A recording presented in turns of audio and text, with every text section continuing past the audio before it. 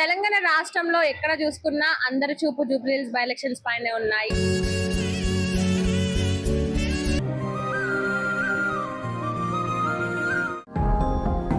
Jubilee Hills by elections లో ప్రస్తుతం మనం రెహమత్ నగర్ డివిజన్ లో ఉన్నాము.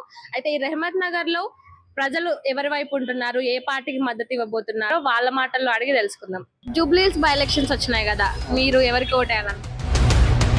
ఇప్పటికే మోసపోయింది జనాలంతా. ఆయన అభిమానం మీద నేను చెప్తున్నా, ఆయన సాయం చేస్తే నాకు దేవుడు అవుతాడు, చేయకపోతే కూడా దేవుడు అవుతాడు. ఏం పేరండి మీ పేరు? పరమేష్. ఎన్ని ఇయర్స్ నుంచి ఉంటున్నారు ఇక్కడ లోకల్? అంటే 20 సంవత్సరాల నుంచి ఉంటాం. సో ఇప్పుడు జూబ్లీహిల్స్ బై ఎలక్షన్స్ వస్తున్నాయి కదా, ఆ జూబ్లీహిల్స్ బై ఎలక్షన్స్ లో ఎవరు గెలిస్తే బాగుంటుంది అనుకుంటారు? కాంగ్రెస్ పార్టీనా? అంటే ఆల్రెడీ ఇక్కడ 3 సార్లు మాగంటి గోపినాథ్ ఉన్నాడు కదా, ఆయన చనిపోయిండు. గరీబోనికి ఏం చేయలేరు, వాళ్ళు ఉన్నోళ్ళు చేసుకొని మంచి అవుతారు. అంటే లేదు, చాలా అభివృద్ధి చేసిండు ఇక్కడ, రోడ్లు కానీ ఏవైనా కానీ. అర్ధరాత్రి ఫోన్ చేసినా కూడా పిలుస్తాడు, మా కోసం వస్తాడు అని మాట్లాడుతున్నారు కొంతమంది. అందరు ఉన్నోళ్ళకి, వాళ్ళ ఇంకా ఉన్నోళ్ళకి చేస్తే ఎట్లా, గరీబోనికి చూద్దా? వాళ్ళ ఇంకా ఉన్నోళ్ళకి చేసిండు, లేనోనికి ఎట్లా చూడాలి కదా. ప్రాపర్టీ ఏంది అంటే గరీబోనికి ఫస్ట్ వచ్చి చూడాలి, ఎవరికి ఏం లేదు, ఎవరికి ఏం లేదు అంటే ఉన్నోళ్ళ ఇంకా లీడర్ ఉన్నోనికి.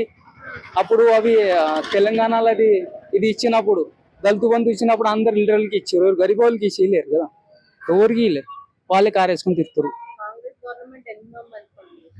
అన్ని మంచి పని మామ. అది ఇందిరాగాంధీ లేడీ, అది ఏంటంటే లేడీ అంటే ఇది మంచిది. అది కాంగ్రెస్ అంటే ఎవరు బీజేపీ ఏం లేదు, ఇది ఏం లేదు. కాంగ్రెస్ అంటే పెద్ద గరీబోనికి దేవత కాంగ్రెస్ అంటే.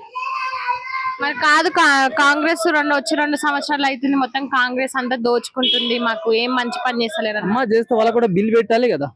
ఈయన చేసి అన్ని అప్పు చేసిన వాళ్ళు బిల్ పెట్టుదా, అన్ని చూసుకోవాలి వస్తుంది. జూబ్లీహిల్స్ బై ఎలక్షన్స్ వచ్చినాయి కదా, మీరు ఎవరికి ఓటేయాలని? నవీన్ అన్నకి అనుకుంటున్నాను. ఎందుకు నవీన్ అన్నకి? అంటే ఆయనకి ఏ చిన్న పనైనా ఆయన వస్తాడు ఇక్కడ. ఏం గొడవ జరిగి సరే, ఎవరైనా చనిపోయినా సరే ముందు వచ్చి ఆయన ఉంటాడు. ఏ సమస్య అయినా ఆయనే వస్తాడు ముందు. ఇంకోటి మాకు అందుబాటులో ఉంటారు కాబట్టి ఆయనకే కదా అనుకుంటున్నాను. ఆయనైతే గెలిస్తే బాగానే చేస్తాడు, అందుకే ఆయనకే కదా అనుకుంటున్నాను ఈసారి. చాలా తిరుగుతున్నాడు. ఏ చిన్న పని ఏదైనా సరే ఆయన ముందు వచ్చి ఉంటాడు. సంథింగ్ చనిపోయినా సరే ఆయన ముందు వచ్చి ఆదుకుంటాడు.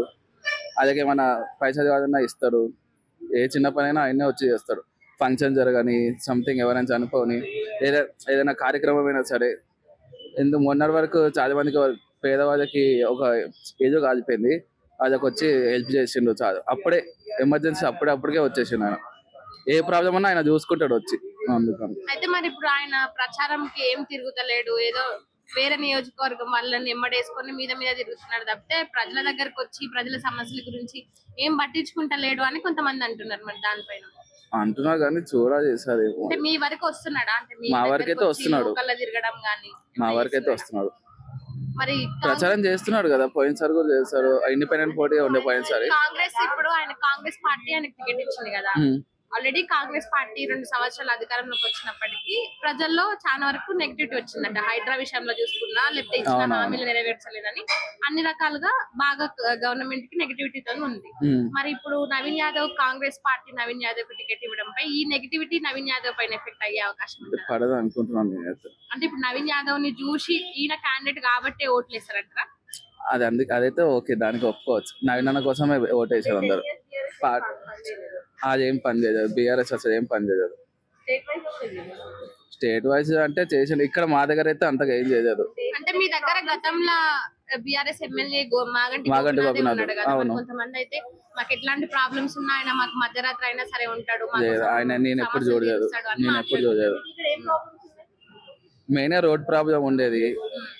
రోడ్డు కొంతవరకు అయితే అవుతున్నాయి కానీ ఆయన అది కొంతవరకు అయితే రోడ్ ప్రాబ్లం అవుతున్నాయి. ఇంకోటి వైరింగ్ ప్రాబ్లం ఉండే, ఇప్పుడు వైరింగ్ మొత్తం క్లియర్ అవుతుంది, ఈ మధ్య క్లియర్ అవుతుంది.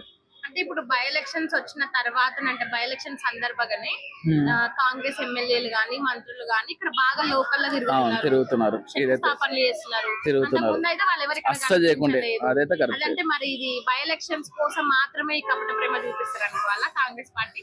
అదైతే ఒప్పుకోవచ్చు. చాలా మంది వస్తున్నారు ఇప్పుడు. ఇంతమందికి ఎవరు రాకపోయిండు, అసలు ఇటు సైడే రాకపోయిండు. ఇప్పుడైతే చాలా మంది వస్తున్నారు. మరి చూడాలి ఏం జరుగుతుంది. సో మొత్తానికి మీ ఓటు మాత్రం నవీన్ యాదవ్. ఈసారి నవీన్ అన్నకి వేద్దాం. పార్టీ గురించి కదా, పార్టీ ఏదంటారో మాకు తెలుసు. సో నవీన్ యాదవ్ ఒకవేళ ఇండిపెండెంట్ గా పోటీ చేసినా కూడా నవీన్ యాదవ్ కి ఓటు ఆయనకి వేసేటారు. కాంగ్రెస్ పార్టీ కాంగ్రెస్ పార్టీని చూసి అయితే ఇస్తాం, క్యాడర్ చూసి ఇస్తాం మేము.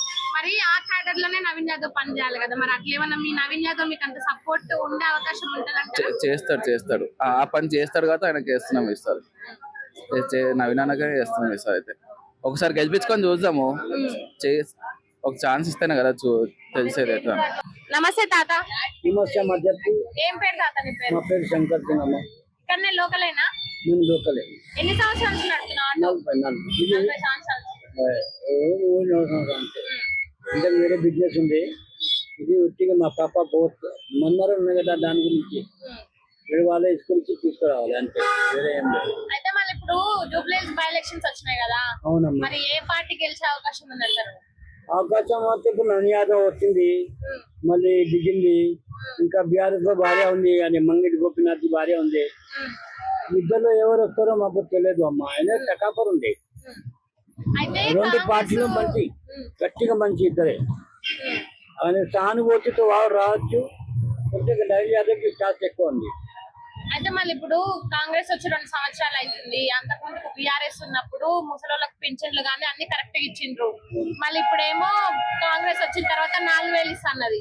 4,000 కాదు కదా, 2,000 కూడా చక్కగా ఇస్తలేరు అని అంటున్నారు కదా, దానిపైన ఏమంటావు? ఇది అయితే నిజం, 2,000కి కష్టం చేస్తున్నారు. మాకు తెలుగు సరిగా రాదు, అర్థమవుతుంది కదా. ఇది మాత్రం అయితే సరిగ్గా ఇస్తలేదు. మాట చెప్పినా వేరే, ఇస్తాను వేరే. చెప్పిన 4,000 5,50 ఏమంటారు? 4,050 4,500 ఇస్తా అన్నారు. కానీ అదే 2,000కి చాలా కిందికి ఇది వచ్చింది, చక్కగా ఇస్తలేదు. అది ఉంది మాట. వచ్చింది సమయానికి వచ్చేది. ముసలికి పెండ వస్తే ముందే వచ్చేది. 1 తారీఖు పోనే ఇన్ 30 లోపల మంత్ ఎండింగ్ లో 30 లోపల నాకు పెన్షన్ వచ్చేది. ఇప్పుడు వస్తుంది 2-3 నెలల నుంచి. 2-3 నెలలకు ఒకసారి సరిగ్గా వస్తుంది. 3 నెలల ముందు నుంచే కరెక్ట్ వస్తుంది. ఆలస్యం ఉంది. అది 4,000 ఎప్పటివరకు ఇవ్వలే, ఇప్పటివరకు ఇవ్వలే. నవీన్ యాదవ్ కి ముఖం చూసి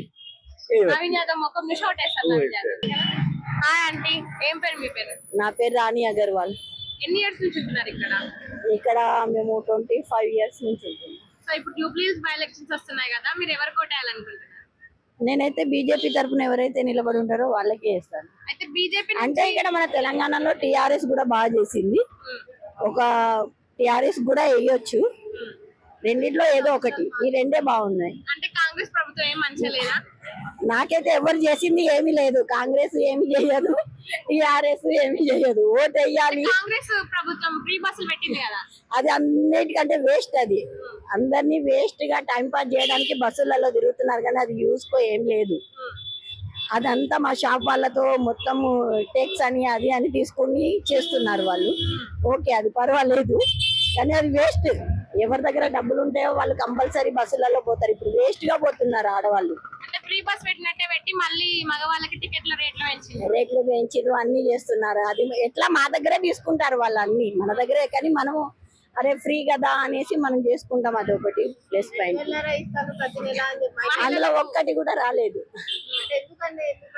అది ఇక మేము అంతా కనుక్కోలేదండి. అప్లికేషన్ అయితే అప్పుడు పెట్టాము, ఏం రిజల్ట్ ఏం రాలా, ఏది రాలేదు.